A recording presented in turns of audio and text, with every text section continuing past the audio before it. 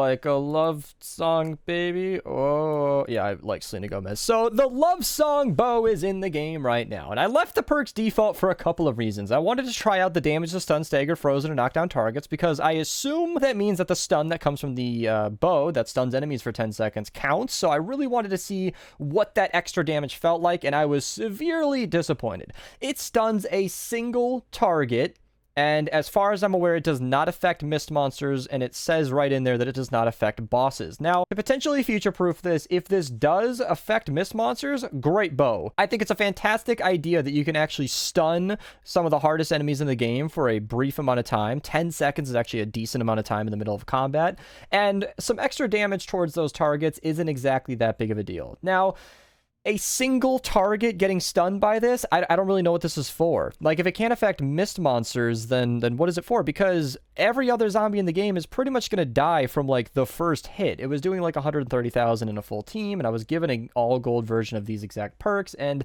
I really wasn't impressed by that. So, in terms of the best perks for this bow, it's probably my same suggestion as almost every weapon in the game. So, almost every bow in the game, I should say. Reload is almost essential, because to make a bow smooth and really feel good in the heat of combat, you really want a reload perk on this. If you disagree and you want more damage, then I think crit rating and then like as many crit damage as you can put on it would be nice, or even double crit rating, double crit damage would be really, really good if you're running Totally Rockin' Out. But Totally Rockin' Out kind of makes every weapon good, so I used it in this gameplay just to, you know, give it as much of a chance as I could, and I don't even know if I got that much gameplay because I spent most of my time dead, because this weapon's area of effect is useless. I think pretty much all of my area of effect damage hitting the entire crowd came from my hero lead, and in that respect, she makes all the bows good. So this is really, really good for, like, single target damage, or rather, it would be if it affected mist monsters. So I think this weapon is kind of a flop, at least on release, but as I said, if you really want to perk it, in my opinion, the best way is reload, crit rating, crit damage, and then